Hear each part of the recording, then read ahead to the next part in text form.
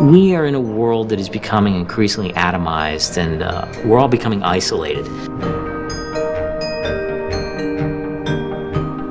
It's a video game, but you play it on the internet. And so it's not just you sitting at home lonely, sitting in front of your flickering screen. So there are people there that are playing the game at the same time.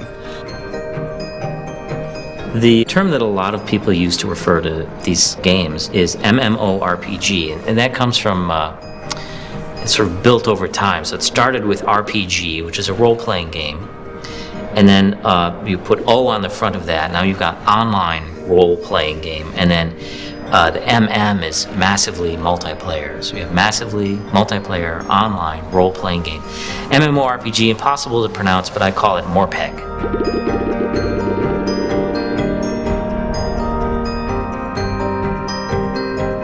You go to a 9-to-5, job. You have bills. You've got mortgages. You've got kids. You've got, just the mundane existence of life. A lot of players have what they perceive as dead-end jobs. They're paper pushers. They're nameless secretaries. And they log on to these worlds, and suddenly there's someone with power. There were these people that I knew and that I talked to online, and I don't know if it's because I dropped everything and just moved out here, and maybe Anthony and Matt and Chris, they saw that and they just accepted me into their crazy little group.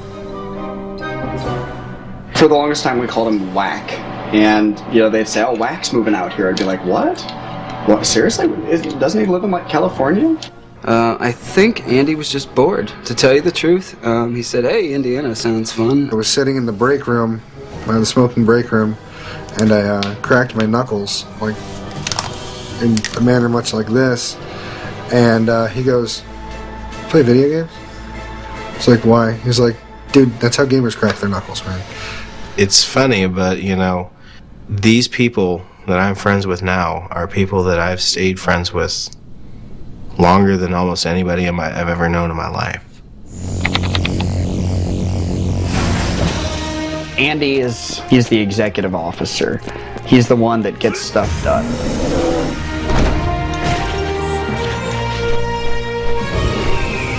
My name is Matt. My friends sometimes refer to me as Nortala, Destroyer of Guilds.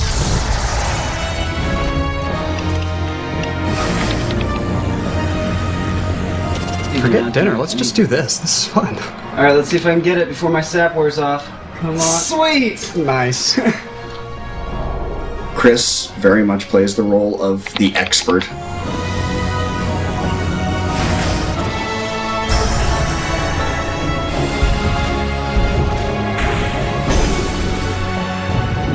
Anthony would be the morale officer. He's the one that's in charge of making sure that group harmony is maintained.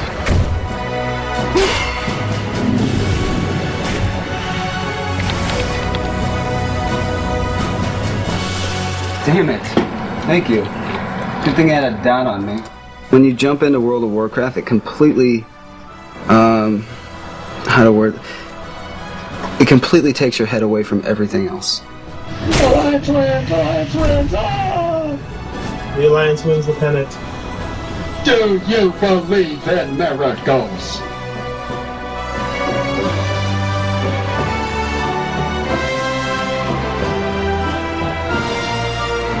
We live together, we eat together, we all work together. I'm not going to say we sleep together, but yeah, we do a lot together. These guys are the closest friends I've ever had. I met the love of my life here, and I don't regret anything. I have no regrets. I tend to think of synthetic worlds as a frontier, and we need to understand why populations are moving there. Now, it's not like people are moving physically there, but what's happening is the amount of time of attention that we have is moving there in very, very large quantities very, very rapidly. Well, most of these games, you start out with nothing. What if we had a world where everybody started at the same starting line?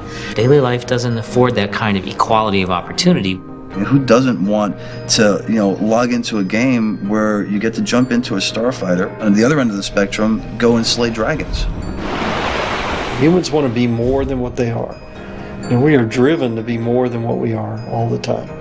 And this is one outlet to let people experience some of that. An online game consists of kind of 3 phases. First I create a character, determine its sex, its general abilities. You level your character by getting experience points. You get experience points by killing creatures and doing quests. If I were to just start a new character today, levels 1 to 10 kind of go by in a blink. It just gets progressively longer from there. To reach the maximum level would take me a good couple of months.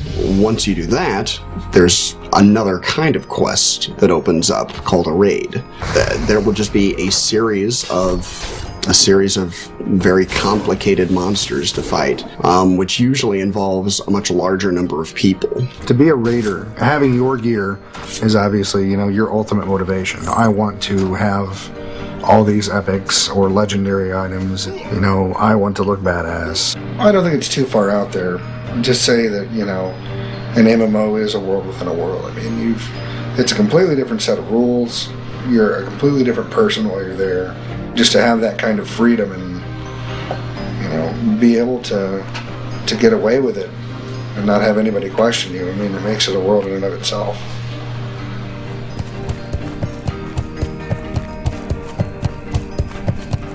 My name is Heather Cowan. I play Ashlyn Leodan, who is a Fury in EverQuest 2. She's just like an extension of myself in the game. It was like the games that I had played previously, except there were all these other people in the world that I could meet too, playing right along with me. I compare it with, being able to meet someone for dinner or something. We can sit there and talk in Ventrilo and actually go do something together. And it's more interactive than a phone call. I actually did meet Kevin in the Ventrilo channel. My name is Kevin Keel, and I play Counting Zero. We met in EverQuest 2. Isn't life such a funny thing?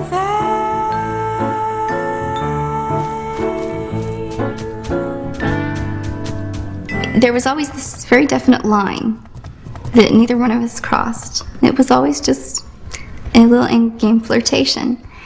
And he flirted with the other girls in-game too. Most of whom actually in our guild have significant others in real life. I've had online relationships before, as far back as the mid-'80s, and I made a vow to myself never to have one again. And, 2 since that. But I had just gotten over a long-term relationship. And I had met the person through EverQuest 1, actually. The guy that I met online in EverQuest 1, I did move to South Dakota to be with him. And I was in South Dakota for 2 years. That breakup was very hard.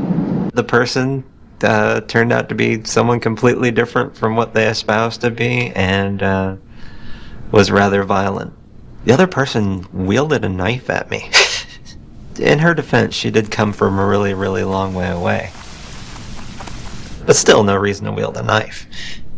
Number 3 was a married woman with children who was supposed to be separated and wasn't. That was a roller coaster. And then there did come the other guild member who was the first one in our guild, I think, that didn't have a significant other either.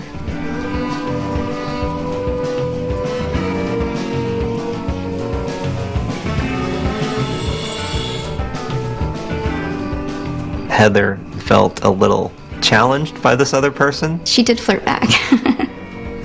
And it wasn't that other people hadn't flirted back with him, because that was the kind of guild that we have. Girl X was flirtatious with me. Why would I get so jealous, There's more going on here than a little flirtation, on my part at least. He hadn't given me any hints whatsoever. He was flirting with her, he was flirting with the married women, he was flirting with the ones that had boyfriends, Something happened, and I didn't notice, or I didn't want to notice. All of a sudden it became blazingly apparent. Suddenly saw the light. And she was the one who put the first step forward. I hadn't been drinking. I don't know. Full moon? I'm not sure. Just one night, it was very late. It was sort of temporary insanity. I sat there and looked at the tell I sent, and I thought, what did I just write? And can I take it back? And then there was this utter silence, for a moment too. And I thought, what have I done? So I guess if I hadn't had my temporary flash of insanity, my life would be different. I wouldn't be going to Houston on Friday. I wouldn't be meeting him in real life. I'm in love, definitely. Ash is number 4. I made darn sure that she was not attached in any way and didn't have a violent history. So we still have to meet in reality. Just a few more days. My name is Derek Price. I met my wife. And I met my husband. In the Great Divide at Tizimac 3. Slaughtering cows like there was no tomorrow. No, that was it. Then we met. And I swear my heart started hammering through my chest. Meeting a single guy that's actual gamer outside of their house is like seeing that albino peacock out in the wild. We met in EQ. In EverQuest. Yeah, like 5-6 years ago? Yep, about 6 years ago. First starting out with just, texting back and forth.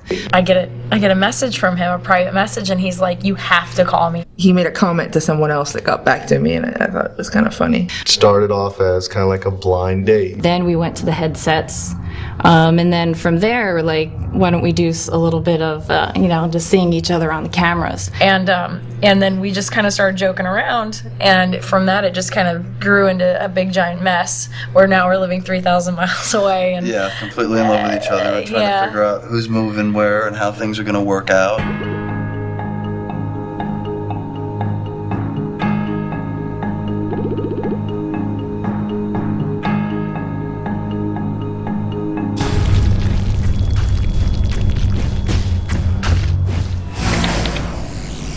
My name's Dan.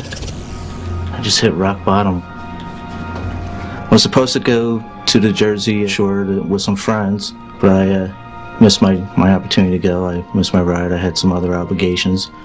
And I was sitting home during the afternoon, saying, well, let me take a ride over to the store and see if I can find a game. Behold, there was EverQuest on the shelf. I read the back of it. I said, well, I'd probably play this. Bought the game, brought it home, figured I'd give it a try.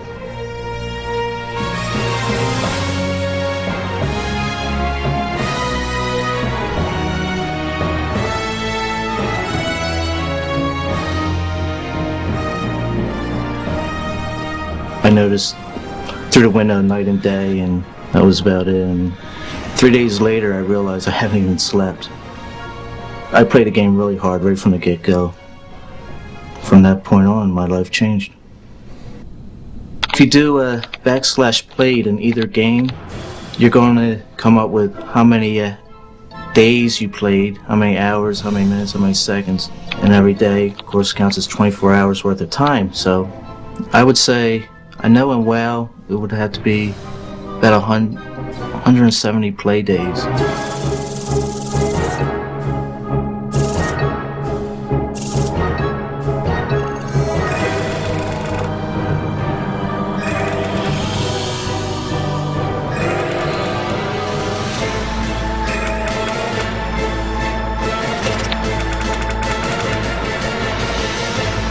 I knew I was sick from playing it. I knew I had to stop. But well, it was like starting a new business. It's like a ground floor opportunity. Here I am, the same level as everyone else, just starting out in this game. I can take over this game. I can be the top player in this game if I keep playing it. I'm just going to keep playing. I'm not going to stop. And that's what I did. I mean, 14, 16 hours a day easily. I'd fall asleep in front of the computer, wake up, keep going. I would go across the street, buy 2-liter bottles of soda, and then when those bottles were empty, if I was in a raid or something, I wouldn't even get up to go take a piss. I just piss right in the bottle. I just piss in the bottle and then keep playing the game. And I kept playing, and my whole life just fell apart.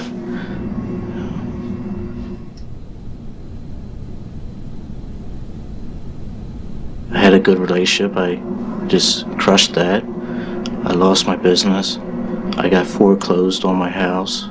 I wasn't making any income at that time, so I started making alternate accounts and power leveling them, selling them to make some money, selling some items, doing whatever I can do. Keep playing, keep the electric on, and keep the internet connection going. It got to the point where I couldn't take it anymore. I became really depressed to the point where I was thinking about killing myself. I wanted to kill myself. I wanted to end my life. I was thinking of ways I can do it because I couldn't face anyone. I just could not face my family or anything after all this. So I wanted to just kill myself.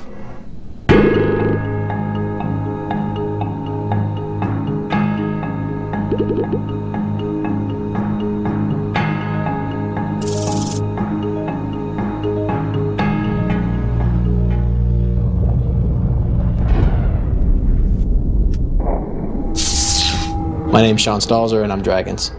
I'm the Guildmaster of the Syndicate. Members of the Syndicate are from all over the world. We have a number of European members.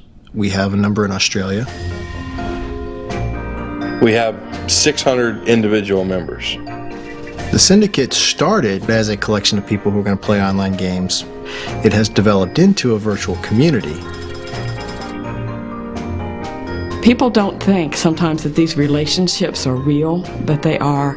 It's more than just logging in and playing games. I actually look at it like a family. And we're like old friends, because we are. Lately, I hang out with people online a whole lot more than I do with people in real life. Most of my friends are definitely from the Guild. If you consider everybody in the Guild a friend, that's 570 people. That's pretty damn tough to top in real life, you know. And when you go to these monthly dinners and 20 people show up and you sit around and you're not just talking about gaming, you're talking about their job, their kids, you know, everything that's going on. Well, when you go to these conferences and 100 and some people show up, and it's really impressive. And now you've got people that, you know you would never met this person in life because they live in Alaska or something, but yet they're there and you're meeting them and you're getting to build these actual friendships. I'm Oliver Hirsch from Germany. I joined in August 99, which is quite a long time now, yes, so quite early. I've been with the Syndicate for 1 year. It's about 2.5 years now. I'm a senior veteran. This is going on 4 years. I've been there for 5 years. Ancient veteran. I am a legendary veteran. Joining the Syndicate is like getting into Harvard. There's an interview process. You have to have the right SAT scores. You kind of fill in, an application form, and then based on your answers, there's sort of a psychological test to see what kind of personality you have. When I applied to the Syndicate, believe it or not, I put together a resume. The reality is we get more than 4,000 apps a year. If we want warm bodies, we can get warm bodies. Could have had 45,000 members by now. So we really focus on quality, and if we're not 100% sure, thanks, but now's not the right time. LLTS is long live the Syndicate. Long live the Syndicate. Long live the Syndicate. Long live the Syndicate. Long live the Syndicate! Long live the Syndicate! With the friendship of the Guild behind us, no matter where we go, no matter what we do, whether it's in-game or real, we rule. Less than 5% of people know the people who live next door to them in every direction. And why is that? Because the TV news tells us they're all crazy and are going to, you're going to get involved in their marital problems, or they're going to borrow your lawnmower and never bring it back, or whatever, right? You're going to get involved with some people that you don't know and you don't want to know. And so we've been alienated from other people. And if you look at all of human history, it's not like that. And what online games provide is this place where it's safe to get more intimate. Fort Wayne is something of a gamer Shangri-La. There's hundreds of gamers, tabletop, online, any kind you can imagine in this city, they're here.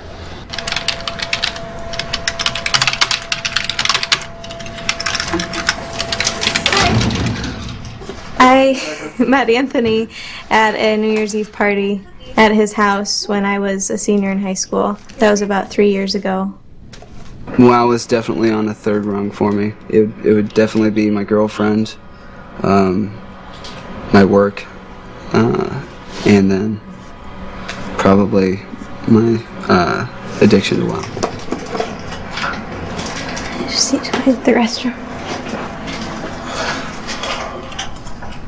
What, Becca? Is there napkins or anything out there? Matt, was there TV in the bathroom the last time you were in there? I didn't have occasion to look. Do we have more TP somewhere? I don't know. Look. Matt's checking for you. They're not just my roommates and her, they're her friends too. Can't you just air dry? I don't think we have any. See if you can get enough scraps off of the... There's like half a sheet. Oh. Did you poo? No. Well, that's enough then, isn't it? No. Apparently it's not enough. At first, actually, he kind of lied to me about playing. He would say he's going to hang out with friends, but he wouldn't tell me what it was because he thought I would think it was too much of a geek. We all have our demons. We all have our hobbies. If your fiance would ever pick up his phone, I'd tell him to bring home toilet paper.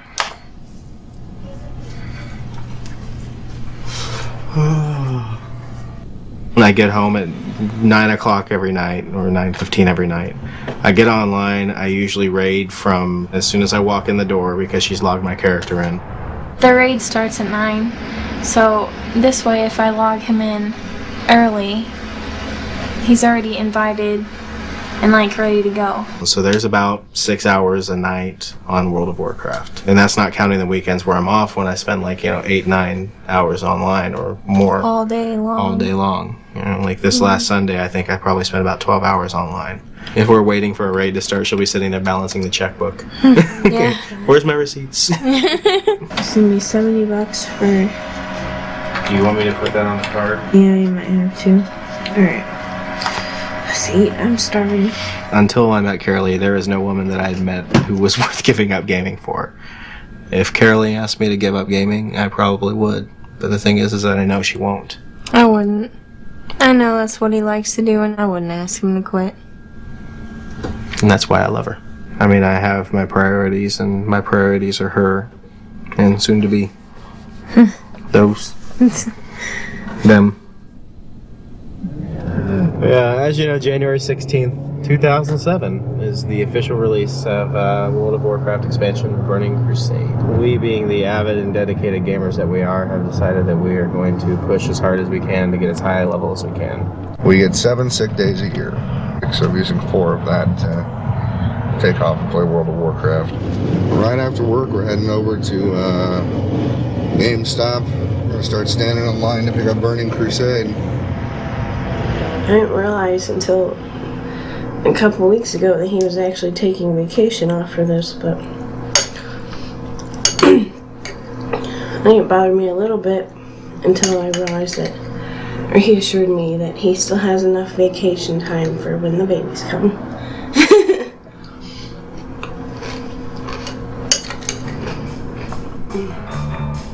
We raided Walmart, stocked up on every bad for you but quick and easy to prepare food that you could imagine. Hot Pockets, pizza rolls, cheese-filled pretzel sticks.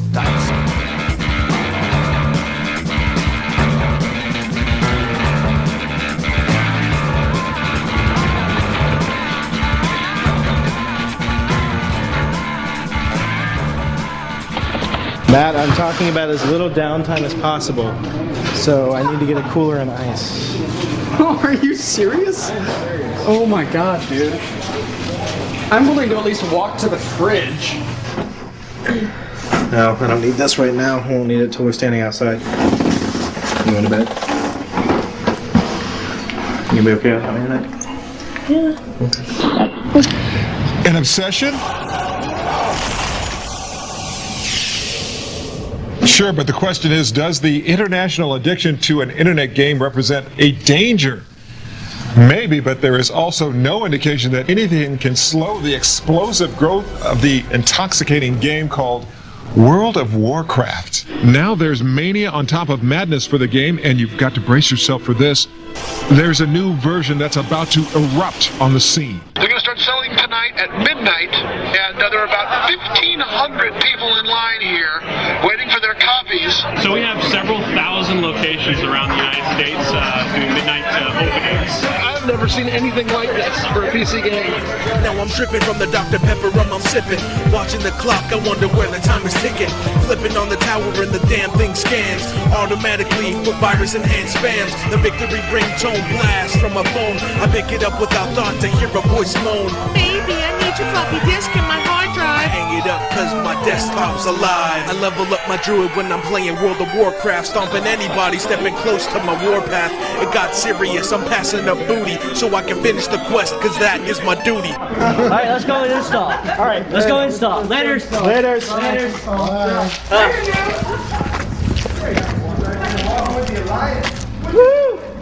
How many hours do you think we're going to be before you actually pass out in front of the computer? I don't know. We'll see. See?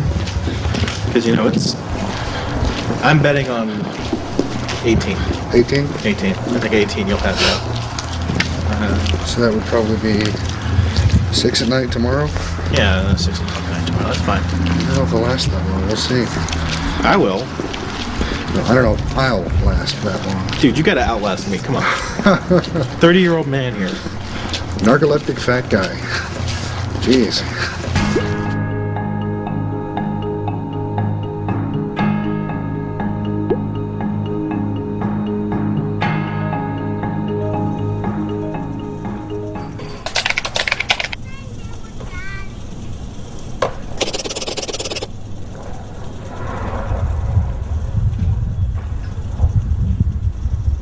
Now every single day it's just that little bit closer, and I know that I'm going to be traveling to the airport. I think we're both very much looking forward to seeing each other. Yes, I'm very excited. Yes, I've got butterflies. Yes, I've still got stuff to clean up at the house. From now I go home and I clean that damn bathroom out, and I clean the kitchen out, which are my two major issues. My mother's really watched me go through hell, so anyone that loves me the way that I deserve to be treated is okay by her. As long as he's not an axe murderer.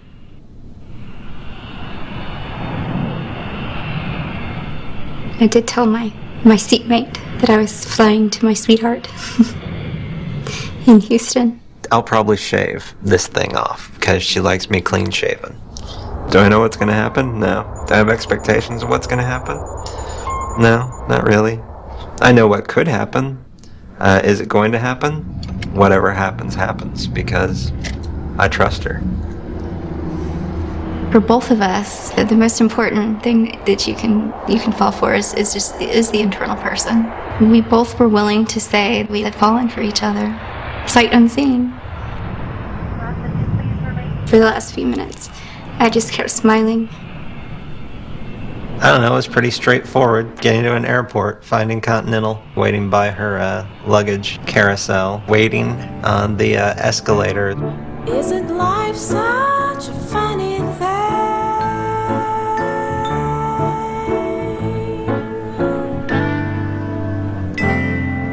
You never know if it'll bring you flowers like daffodils or rocks and hills to climb.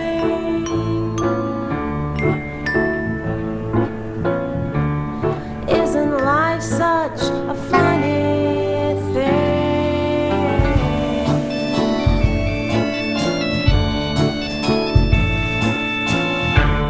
Isn't life such a funny thing?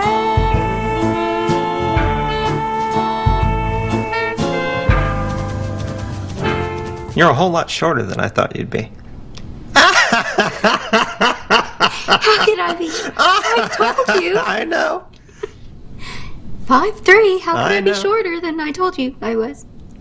You were 5'3". I was 5'3".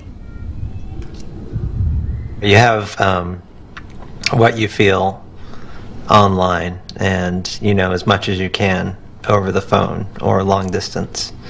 But then you get that moment where you see each other in person. I don't know if it happens for everyone, at that moment or whatever, but I knew when I saw her, by surprise.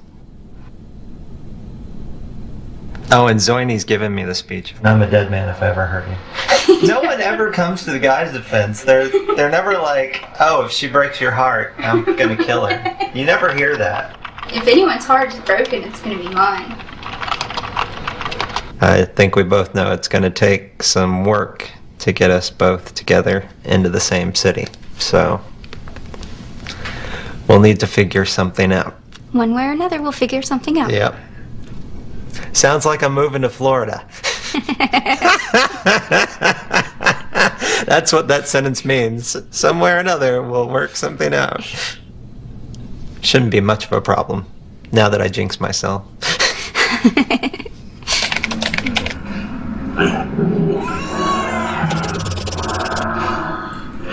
I looked on the internet through searches. I found the Olga site. You see so many other people going through the same thing. Started talking to Liz, and we started sending emails back and forth. Dan was considering suicide, that's why he came here in the first place. Online Gamers Anonymous is a 12-step self-help group. We have a message board, which is a 24-hour meeting place for people affected by excessive gaming. And we're here to support each other get through this. I can tell she was really dedicated to spreading awareness of the gaming. I find that when gamers finally decide to leave the game, most of them have nothing, which means no insurance, no job, nowhere to go. The Safe Haven is a halfway house in Harrisburg, Pennsylvania. If they're considering suicide or if they need help coming back into the real world, that we do have a place for them. I went there, she picked me up at the train station. I came out here to see what can be done. We are promoting healthy living, therapeutic exercises for them to do every day. That includes journaling. So they're actually writing to themselves, saying to themselves that, they want to leave the games. And they're willing to break their CDs to show it.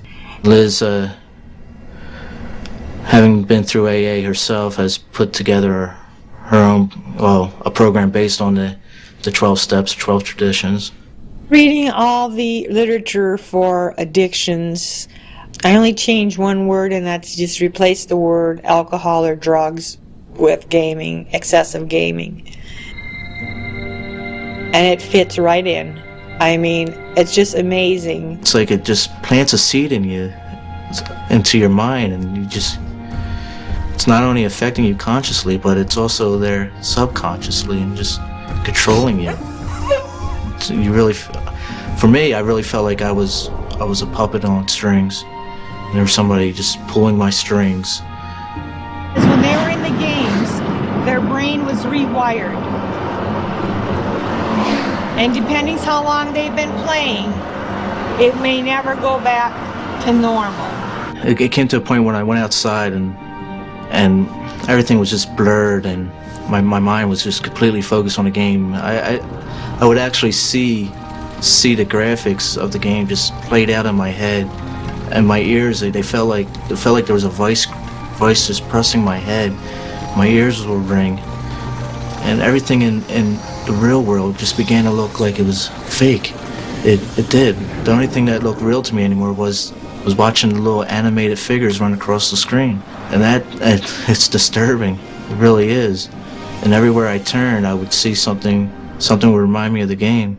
Many people say it's 90% denial. Once you can get past that denial state, you start to realize you can start making changes.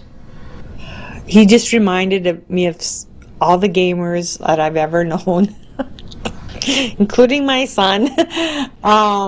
Part of him was like so arrogant and, so brilliant that he couldn't see the other part of himself that was lacking, and that was his real life. Feels like I'm 18 again, where I have my whole life, like I had to plan for my whole life over again, which I'm not 18 anymore. So it makes it a little harder. I mean, I'm 35 now, and here I am starting over again because of a game, because of a video game. It's designed to get the people in there and to keep them there so the gaming companies can make more money. That is the purpose of these games. That is what the result is supposed to be. So when it happens, don't be shocked. You're falling into corporate strategy.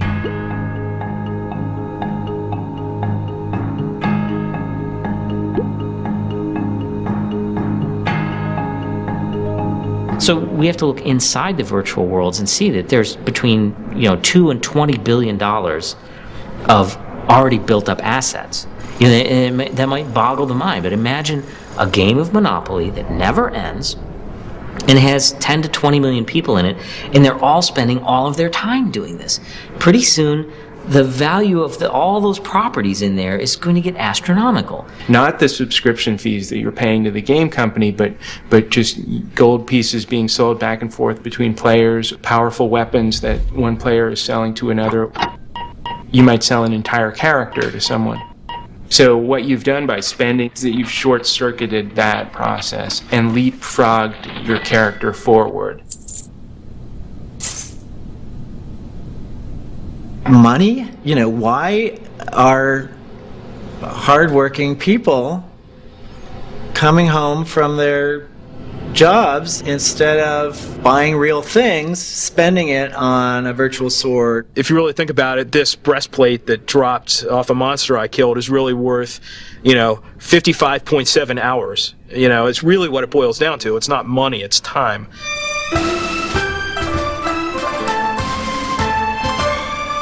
A gold farm is a factory-like operation that hire people to play online games in order to gather virtual currency, which they will later sell for real-world currency. A lot of people refer to companies like ours as gold farmers. That's a word that the media loves to use. You could say outsourcing. People are getting us to do something for them. 我叫刘胜芬，我是做游戏代练这一行业的。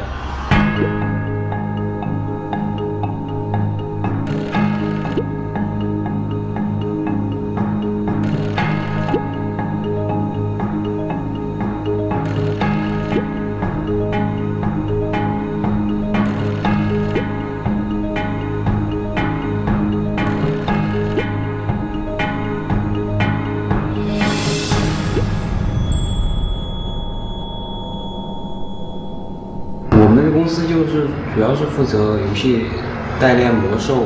Yay for Games is a U.S. company that provides services to the MMO gaming community. We just try to bring the U.S. standard to China to make it work here. What value is there in a piece of chainmail that doesn't physically exist? Again, whatever value you place on it. It's like getting a car wash. If your car is dirty, you can spend 1 or 2 hours washing your car, or you could just pay somebody and they'll wash it for you. You don't have to spend that time. You could use your time to do something else that's more productive to you. The transaction of virtual good is really like a food chain. At the bottom of the food chain is the gaming workers who go into a virtual game and try to collect virtual assets as much as possible. 他那个工作时间在东北那，他的工作时间都非常长的，有时候都达到上20个小时。Most of them, they don't give the workers any day off, at most 1 day off per month. And also they're paid quite little. 就是我以前在那做代练的时候，他们的工资都是也有时候迟了几天才发的，他那的工资也比较少。In a lot of these gold farms, it is a very gloomy atmosphere. I want to have the workers have a sense of unity instead and help each other out. One of the ways is just by taking them out to have fun company outings. 连续的原地转身，2个、3个、4个、5个。 At night, we go out to the KTVs and they all sing.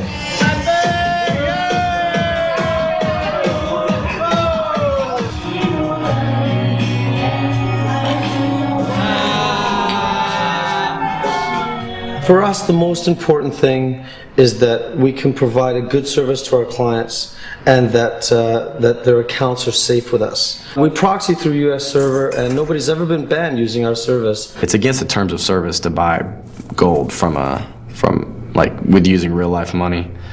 You're not allowed to do that. So people that get caught doing that get their accounts suspended or banned. In some sense, this is again an industry that sort of exploits the cheap labor resource in China and the consumption fever in America.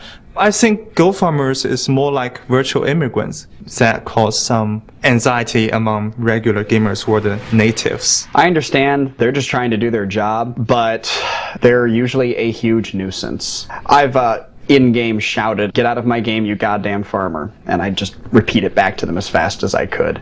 How do you identify gold farmers? And they'll say, well, I go to an area and I see a player who is doing something that's highly suspicious and repetitive. I talk to them in English. If they speak in English, I'll leave them alone, but if they don't speak English back, I'll try to harass them. It's not the behavior per se that's the litmus test, it's the language fluency. Here you have a fantasy world of ogres and elves where suddenly people are made Chinese. Whenever they see someone, who is just, farming for gold, they automatically assume it's a Chinese gold farmer.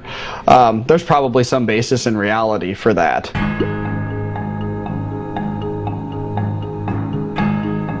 Podcasting to all of Azeroth, this is World of Warcast. I'm Starman. And I'm Renata. And we're on Countdown to Burning Crusade.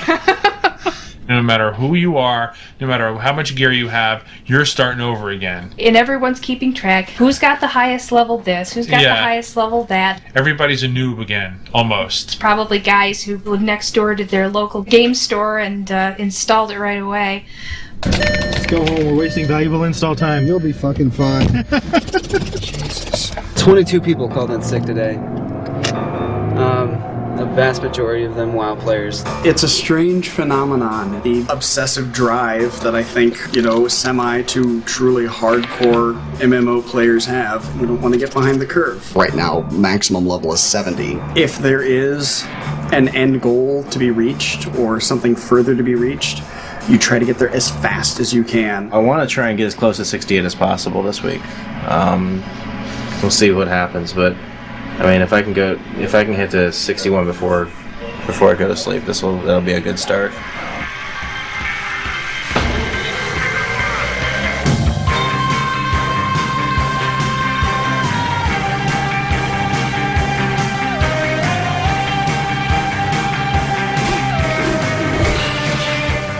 Alright, good luck, guys. I'm taking off. Loser! Because I have to work? Yes. Okay. That makes me better than you. Hate you guys. I've dozed off at the keyboard once, but I'm not done yet.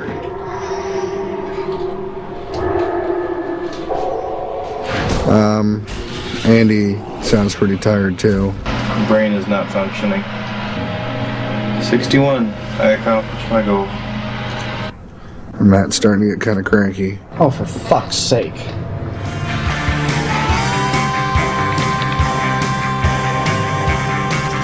Matt is behind on gear and on levels right now.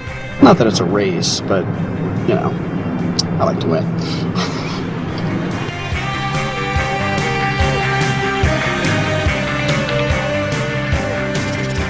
I had a moment of weakness and allowed myself 6.5 to 7 hours of sleep.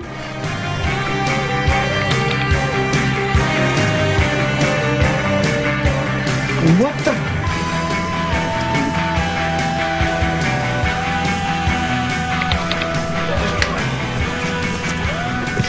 This is the highest level crackhead in the guild so far. How's that? Oh, that's right. Bright eyes? Yeah. It was a race, and I lost. Andy out hardcored all of us. I don't remember if he actually hit 70 before he had to go back, but he was so much further along than any of the rest of us. Everyone just cracked out on WoW for straight, 2 weeks. There was no, socializing, there was no movies, there was no stopping to play Guitar Hero. That was, we were just focused. I'm really excited about the twins coming. It's not been determined if I'll be in the room or not, but I hope to see them soon after. I would love to be in the room, but that's really up to Andy and Kara Lee. It's such a miracle every time a baby's born, and it's scary and it's exciting, and that's why I love my job. Your hands are cold. Sorry.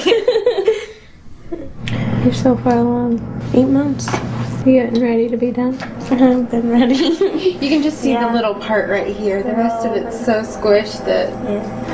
I don't know if anyone would ever be ready to handle twins. I don't know how much I am, actually, but I think he's gotten his head wrapped around the idea, in the past 7-8 months, so I guess we're as ready as we'll ever be. It's gonna affect... Babies will be in bed by 8 o'clock. Race starts at 9. Yeah. Yeah. I have a feeling that, I probably won't be able to play as hardly at all. I'm gonna probably try to cut down to 3 nights a week of rating at the very most. There's no way that I can expect her to take care of them by herself. There's absolutely no way. And I know that she knows that I'm going to need me time, which is basically what rating is these days. But I'm hoping that I'll be able to schedule out Wednesdays and Saturdays and Sundays. Hoping. It's all about getting on a schedule, though. Would I mind if he played this at this rate for the rest of his life? Absolutely. That would make me a gamer widow. Certainly with gaming and gaming widows, I mean, we can kind of do the tongue-in-cheek, oh, isn't that funny? But the reality is that divorce, relationship breakups are very significant among online gaming users and or addicts. I mean, even if they're just users, unless that significant other is involved in the game, they're usually feeling pretty shut out. Only a gamer would be able to understand the mindset of another gamer. It just comes down to this. We had something more than EverQuest in common. Yeah. There was more than EverQuest there, but EverQuest was something we could do together, and it really helped cement the relationship. When we moved in together, I just felt that, this is the person. I knew so much about him already that it just seemed natural. You never really know somebody until you live with them. And I was just like, we're going from living 3,000 miles away to 3 feet away. Like, that's scary. And I was just like, I don't want you to just move out here for me, because if you do and we don't work out, I don't want you to blame me and saying, well, you made me come out here and now I have no life. Like, I hate you. Now this is the actual, we're actually doing it. It's certainly a tough thing to leave everybody behind, all of your family and everything that you've known, and move away. This is the most romantic thing that anyone's done for me. I mean, what could be more romantic than someone coming all halfway across the United States to be here for Valentine's Day? Your soap opera client? Oh, I have many. That's why I don't need to watch soap operas. I have cool clients that have wonderful, exciting lives. So. Kevin arrives tonight. I was going to say, is he here yet? No, he'll probably get here about 8:30 or 9. Oh, cool. But he was driving, right? Yeah. And of course he hasn't had very good weather today, though. Yeah, I was going to say, not a good day to be driving. What I've been doing for the last 2 days is going through straight and pure unadulterated hell to get to Heather.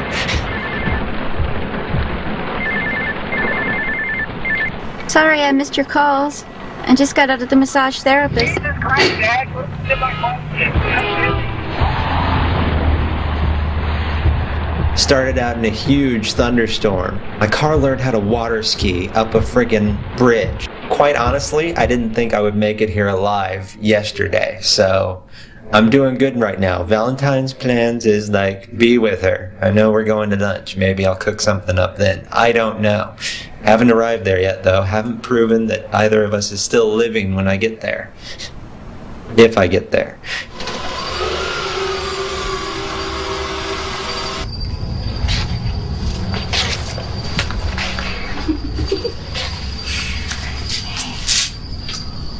Does this show commitment by, displacing yourself from the place that you've lived all of your life and giving up most of your worldly possessions, stripping only down to the basic necessities?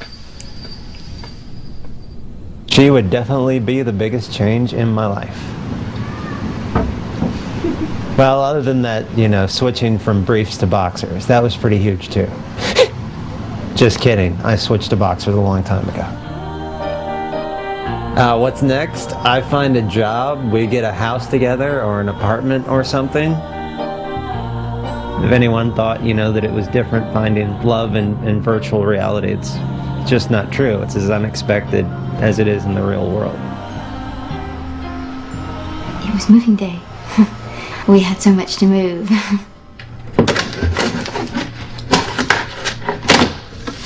Where is Kevin right now? That's a good question. When he's upset about something, he likes to go be by himself for a while. So, since we had a little bit of an argument this morning, he's off. Hopefully, he'll come back and not hate my futon. That would be nice.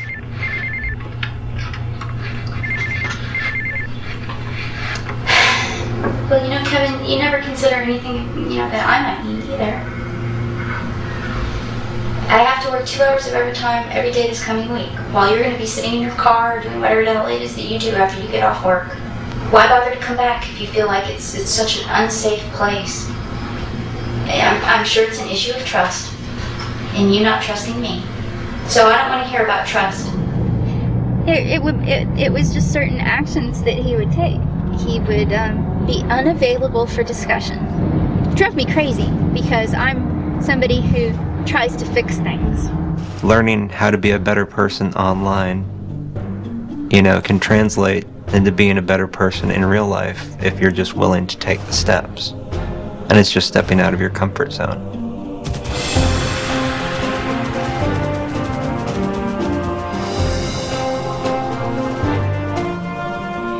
I'd say it's just a matter of confidence. That's all it is. Confidence in action. So sometimes the transitions happen just naturally. It doesn't take effort at all once the effort has been made online. Maybe online you've already established a new comfort zone with, what you're willing to do. My parents are going to want to get all the furniture, set up and put in place as soon as they get back.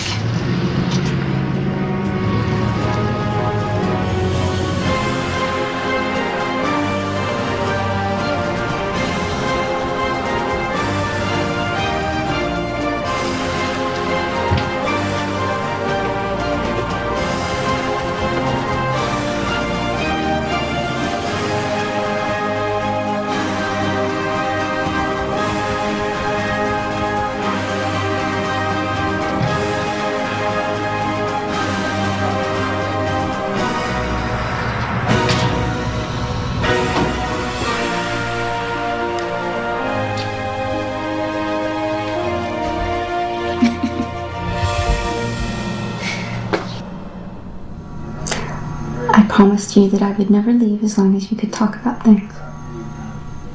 What? When did that addendum get added on? She I told you there was footnoted that in little sales print. I'm like, oh, Kevin. When did that ever happen? No. No, it was no matter what. Period. Not no matter what, but so long as we're able to talk things out. That's some old bullshit. It is not. Some old. Because I Can you could smell that? Oh. That's I could tell you exactly when I said that. I mean, at this point, I'm not going to say that love won't conquer all, but you do realize the things that love probably won't conquer, that you just have to either learn to live with or learn that you can't live with. I told Liz that I'm going back to Philly, I'm leaving. She said to me, she's like, oh, well, why would you go back there? Your family don't care about you. Nobody will care about you like I do.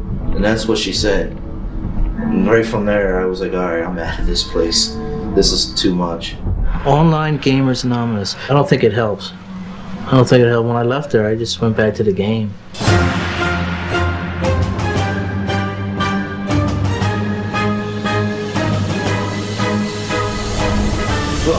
36, I'm unemployed, and I got a fucked up back. Don't let that hold anything against me. I'll just play the game. I'll be alright.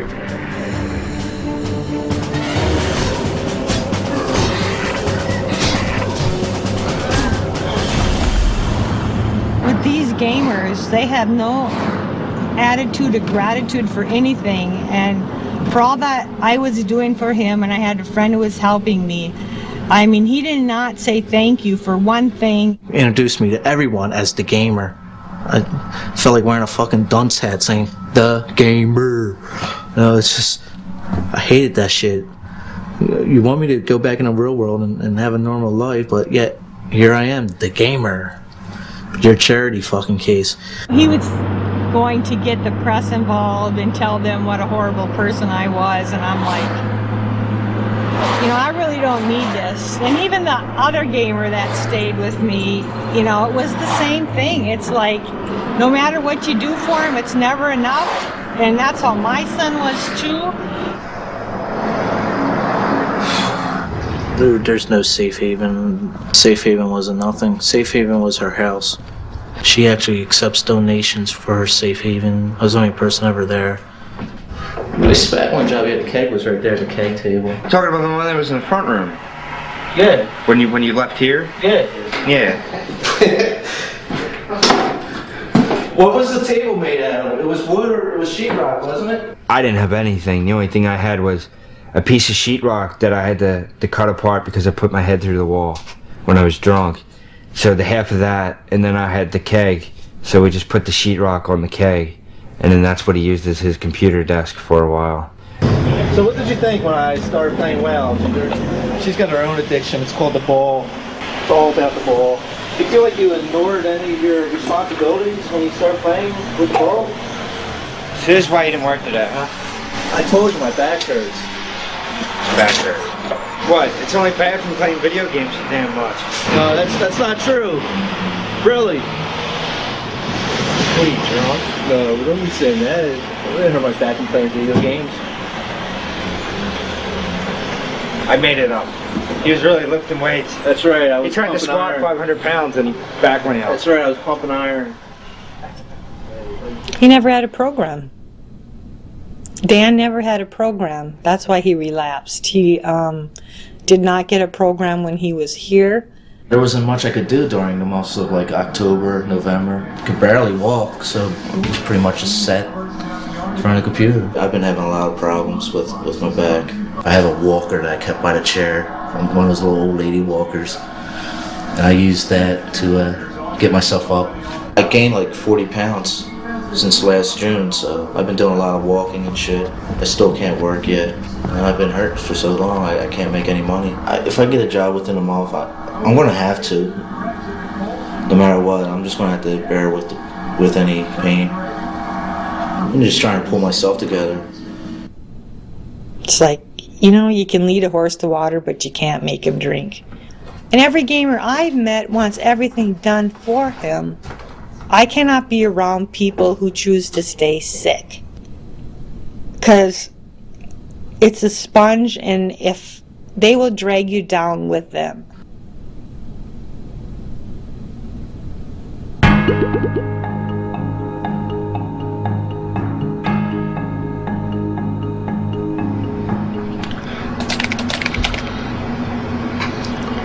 You know, everybody's growing up, and everybody's moving on. You know, Beck and Anthony got a house they're moving into in about 2 months. And this kind of thing is so different for me because for the last 5 years, all I've done is sat around and game and drank beer and hung out with my friends, really. Worked from time to time, jumped jobs a little bit. And then now I got the house and I'm getting married, and it's just things are really changing. Yeah, it's a completely different chapter of my life. I think it'll be different for you living with me. Someone that, I mean, that you love instead of two guys that... What are you talking about? I love the guys. I know you love them, but in a different way.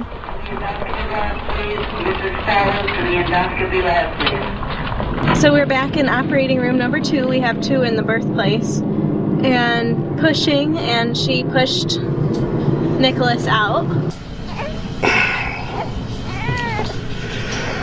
Made sure that the other baby was head down. Alexander, she pushed and Alexander came out and I cut the cord. It was hard for Andy. In postpartum they let him have the room and stay there with the twins, but so much was going on and I really didn't get a whole lot of chance to kind of bask in the glow of new fatherhood though, because of stuff that happened with Carol Lee. It went straight from elation to fear.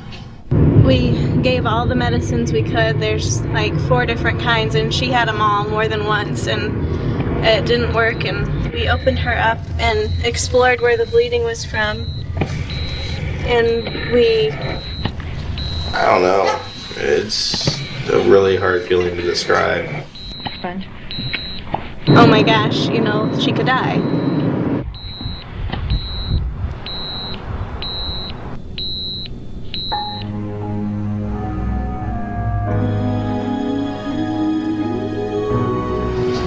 I've never been so afraid of losing something in my life.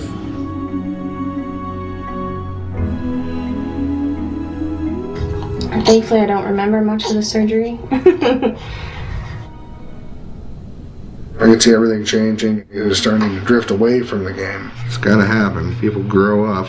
I'm not demoralized. I'm a little disappointed, but, you know, I'm not gonna go cry myself to sleep or anything.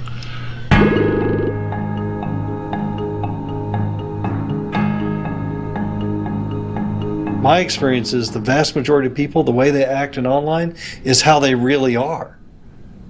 You know, not how they act around their friends in real life, but how they really, deep down, truly are. If you spend as much time as we do gaming with other people, you do. It's like meeting them inside out. You let go, and it's a lot easier to open up, I think, if you're not worried about, oh, what do they think I look like? It's a woman, let's say she's 23 years old and she's heavy set.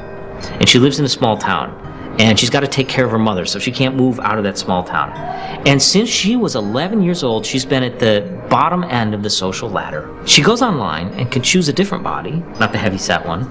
And suddenly, the angel that's inside of her is released and becomes validated by these other people who have no idea what she looks like.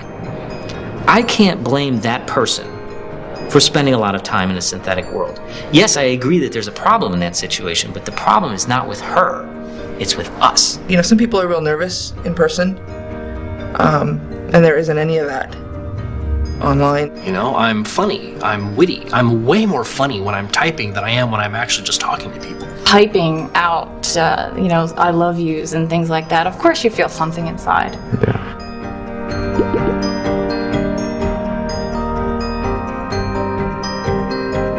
People get to know each other faster, or at least they think they do. They tend to reveal secrets about themselves way faster.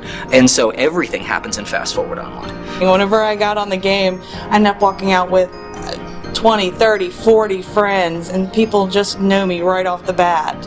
Like, oh, wow. I guess I'm surprised that they feel like real memories. Sometimes I'll think about, you know, a certain event that happened, and it feels as real a memory as, let's say, going to a friend's wedding. When you're in the guild and you've helped somebody out for so many years, you know, without actually meeting them, that people are ready to throw down things to help you out. It's not just about games, it really is about community, which is really what it's about anyway, I think. A lot of times when people talk about video game players and MMO players, they try to collapse everyone into one kind of person.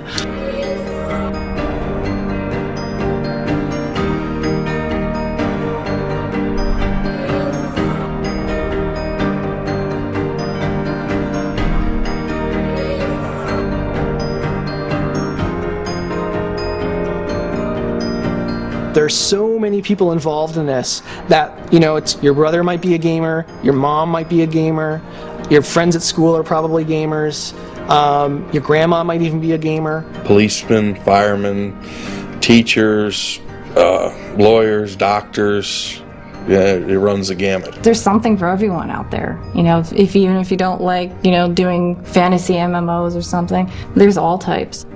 I think it is becoming more and more popular. as you end up with more people from more walks of life, you end up getting a cross-section of personalities who play, right? I mean, and there are people that take things way too seriously, and that includes online games. I mean, people have problems. I mean, people all over the world have problems, and it's easy to escape them in anything, and MMOs is one of them. It's hard to recover. Going through healing is difficult. You have to strip a lot of stuff in your real life, and it sucks, and it makes you sick physically, and it's not easy to do. And I just find too many people are not willing to go through it, and they'll just keep on with their drug of choice so they don't have to deal with it. I'm unemployed, in debt, and playing WoW 14 hours a day. Yeah, I feel like a crackhead.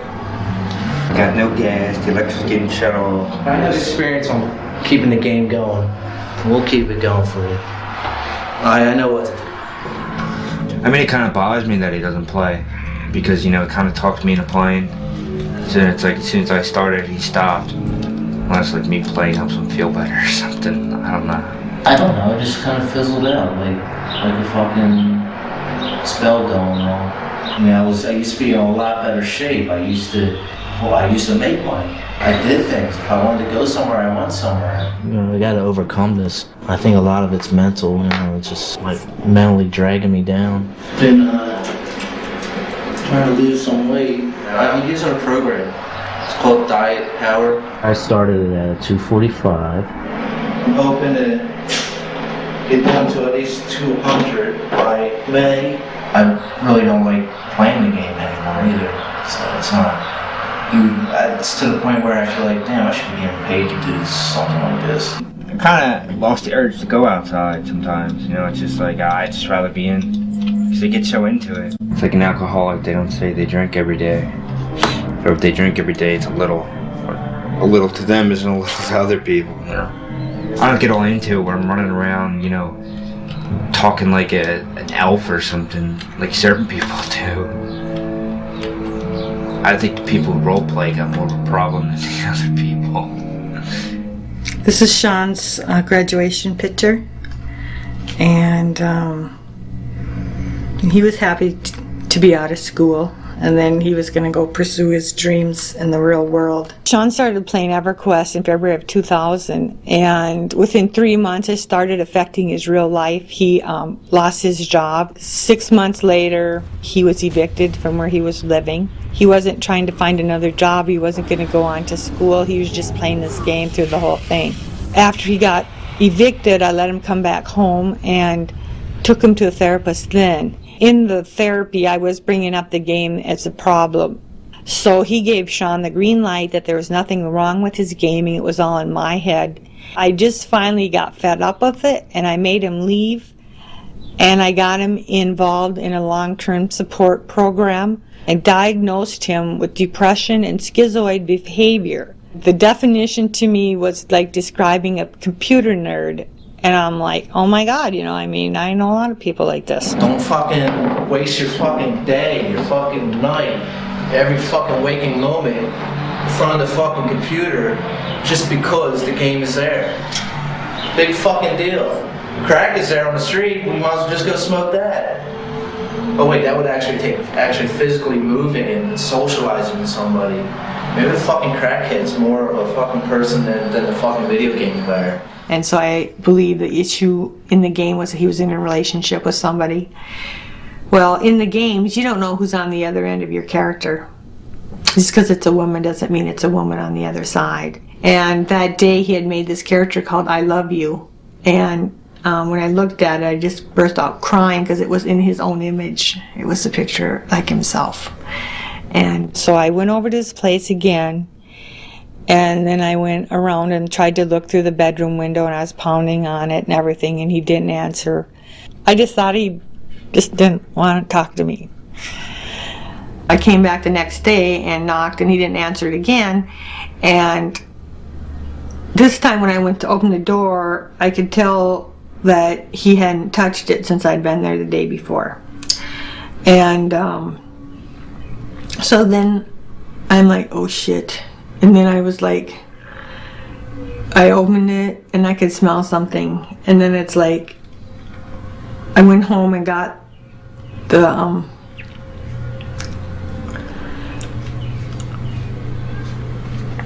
screwdrivers and the crowbar to break open the door, because I knew that if the police went in there, they weren't going to let me see him. So I went in and I broke it open, and there he was sitting on the rocking chair in front of the computer with the EverQuest game on it, and he'd shot himself.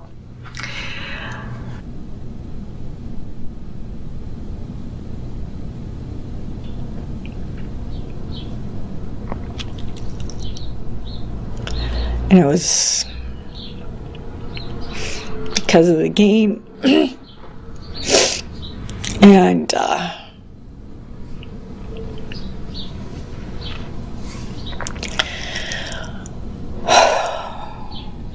there's better things than this. I'm not settling for this shit. I'm not settling for this fucking floor, nothing. This is all temporary. I don't know what you want to call it, game addiction or selfishness. You need to shut the fucking computer off. You need to get some check-in, get some help, get back to what's important, and that's the people in your real life. if I'd known then what I know now, this is what I would have done different. I would have went into his apartment with the crowbar and smashed his computer. I would have.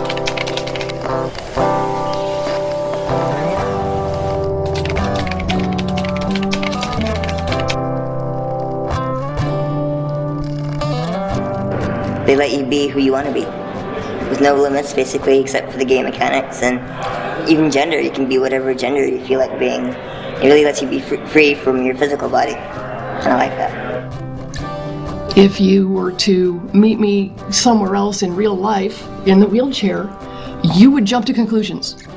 Good or bad, you would. And that's not, it's human nature. These video game environments may actually be holding up a very critical eye to the society that we have out here. That it might be saying something deeply and dramatically negative about the kind of world we have built out here. If we lose hundreds of millions of people to these synthetic environments, that would be a terrible condemnation of the kind of world we've made out here.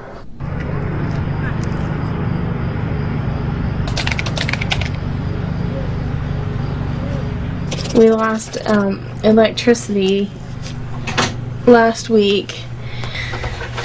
We had power to everything but the basement, the back room where the computers are, and our bedroom. We still had power, like in the bathroom, kitchen, and living room upstairs. So he takes an extension cord from the bathroom to hook up his computer, just so that he can play while the power's still out. That is addicted. No, it's not. I was here, I didn't want to watch TV. What's the difference if I watch TV or if I sit out there and play WoW? What's the difference?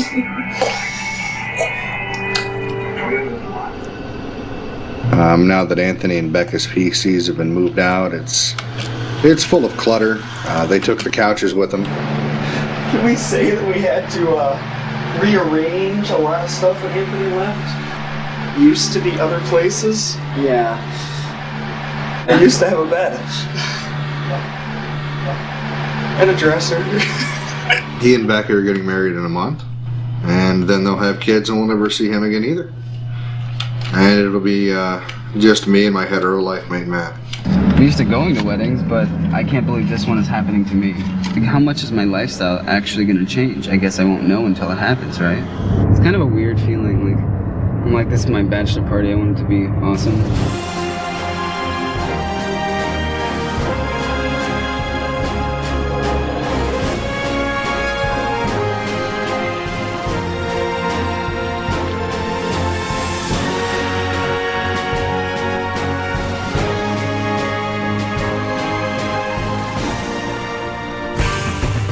This festival got bigger. Is it my imagination or did it get bigger? I think it got bigger. It's the best festival in the country.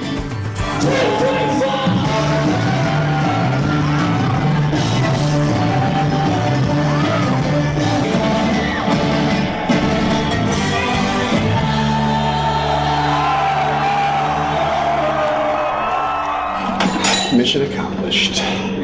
Yes, it was a great bachelor party. While we were there, Andy was saying jokingly, I could be playing WoW right now, and I've out-leveled this content. And Chris made the comment that this is real life, Andy. Welcome to it. And I said I've out-leveled this content.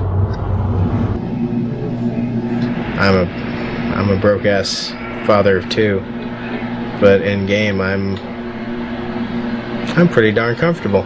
In game. You know what, I'm not terribly rich. I don't have the newest car, I don't have the best computer system, I don't have any of that stuff. But in game, nobody knows that, and I'm not judged on that.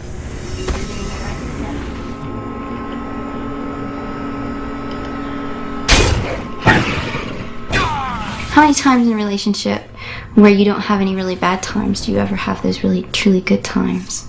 Those times that are just so incandescent that they stick in your memory forever, where you just know that's the person that you were meant to be with. I told Kevin at one point that I had this idea that we would meet at the EverQuest Fan Fair.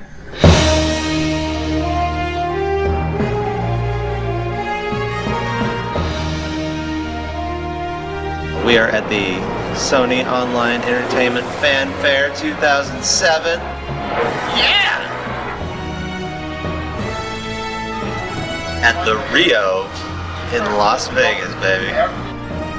Well, we both had definite ideas of how we expected things to go, and we had to adjust to each other's expectations. I think you're still adjusting. Ditto. At a fan fair, you're going to get people that really love the game. You always get to see what's coming before everybody else does. And you do find true hardcore nuts there. They've stationed people around the hotel that are playing non-player characters. I'm here, I'm drunk, I'm ready to talk to you. And we go and get quests from them, which are really usually puzzles related to the lore of the game. Yeah, you're not the Heather that I knew a year ago, but that's okay. You're the Heather that you are. Wow. And I had a lot to learn about Kevin, too. Oh, she's still got a lot. Whichever team gathers the most gold coins by the end of the quest wins. Is there a jump at the end? Yeah, you do a little flow.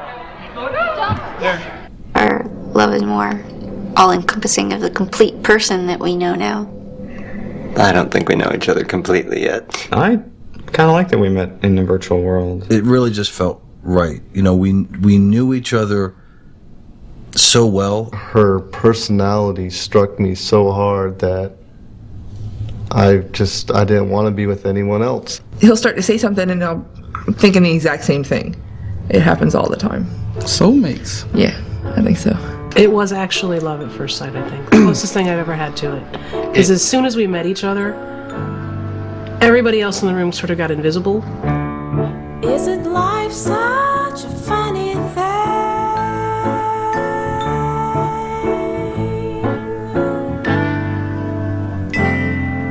You never know if it'll bring you flowers like daffodils or rocks and hills to climb.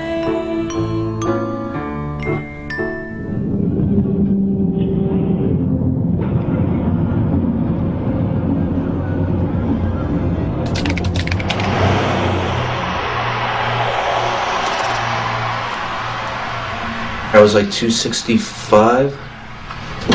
Now I'm about 180. I'm gonna gain a few though. I want to get to 165 probably by February.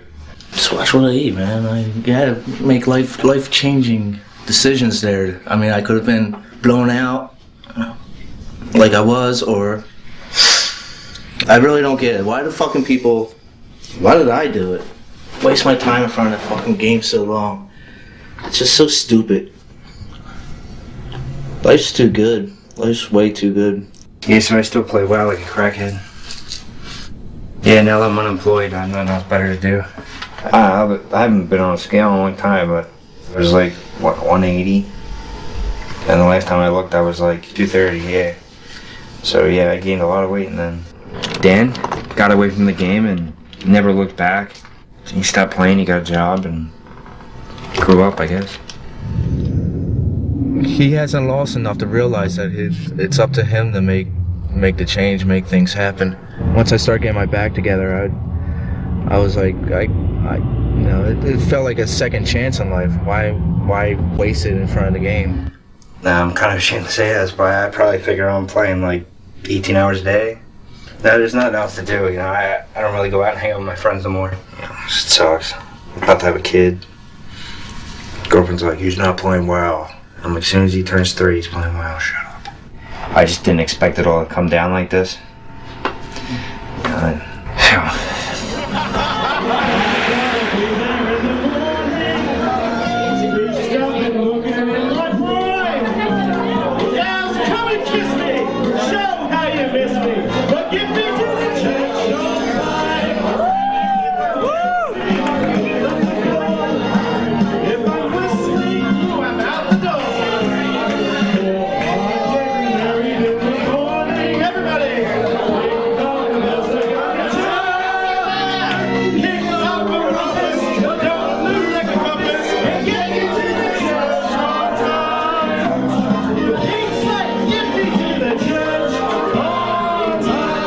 Ladies and gentlemen, we're about to start the wedding, so at this time, would you please take your seats? We're about to start the wedding, so at this time, would you please take your seats? Thank you.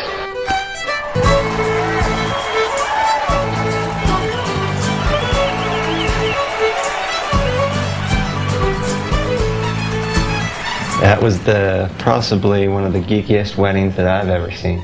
I thought it was cute. You thought it was cute, and they had me on the regular wedding. I had tears in my eyes, and then they went to go play EQ2, and I'm like... From this time forward, you share the name Stormslayer. Two people are one. Garthan, Quadra. I now pronounce you husband and wife on the lands of Nora. You may now kiss the bride.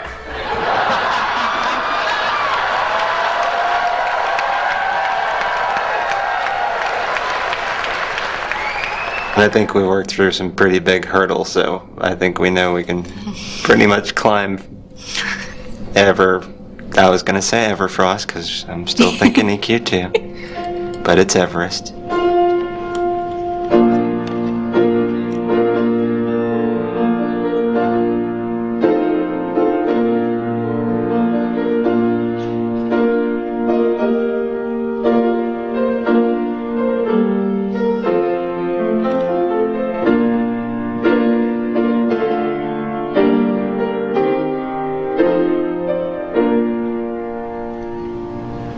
Henceforth, you will no longer be two, but one. By the authority committed unto me as a minister of the Lord's church, I pronounce that they are husband and wife. Anthony, you may kiss your bride.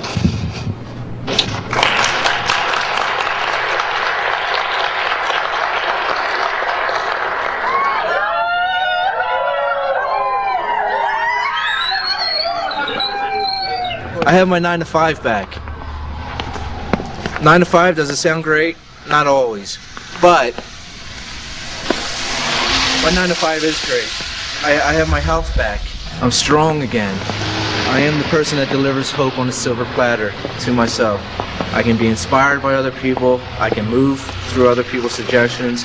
I can be guided through other people's past experiences. But ultimately, it is me. And even on a night like this, dead-ass night like this, I enjoy being out here more than I do being inside the computer.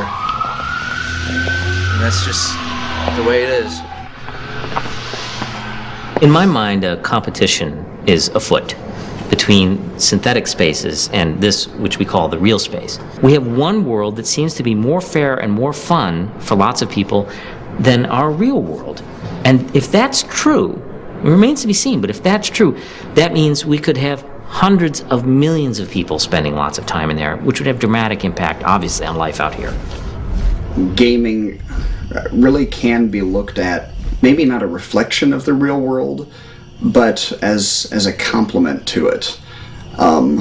Just in the same way that there have been sports teams and fraternal societies and religions and all these other things that were central to some people's lives, that filled certain needs. It's not a replacement for real life, but gaming is just another part of it, another expression of real life.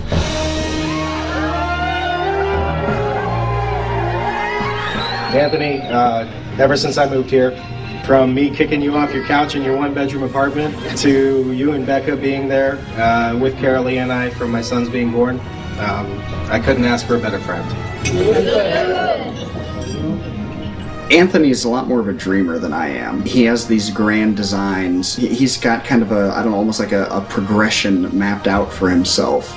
Good, bad, or otherwise, it's not me.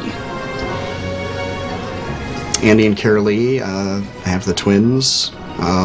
Still working and struggling with that. You know, raising them, finding time to sleep and exist as people themselves. You know what? Maybe my time could be better spent doing things other than playing video games. But maybe your time could be better spent doing other things other than going out to the bar and drinking, 12 beers every night. Or maybe your time could be better spent doing things other than sitting out in the garage working on a car every night. Maybe your time could be better spent than watching football at Sports Center every night. We're gamers, It's what we do. It's who we are, and it's how we choose to live our life. I don't know. Don't see any other big changes on the horizon. I am still playing a lot of World of Warcraft.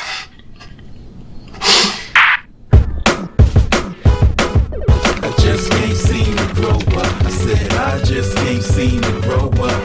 But you know what? What? I don't think I want to. I just can't seem to grow up. I said I just can't seem to grow up. But you know what? What? I don't think I want to. Okay. I was a youngin', maybe 7 or 8, when I was up late playing games 4 hours straight. Babysitter on the couch trying to get a freak on. I'm passing level after level thinking I'ma be Pong. But little did I know they didn't have any endings. Every couple of levels I would go back to the beginning. Hard lesson to learn, but I recovered fine. Couldn't beat Pitfall and got tired of trying. But when the NES came around, I had to get down. If you ain't have it on the block, then you was bound to get clown. My game was Super Mario, I played it to death. First to get 100 men kicking turtles on the step. Learned that from Game Pro, but it's a shame though. Nowadays video games ain't the same, bro. Too complicated and they ain't worth the price. You know something, they a lot like life, and that's why I just can't seem to grow up. I said I just can't seem to grow up. But you know what? What? I don't think I want to. I just can't seem to grow up.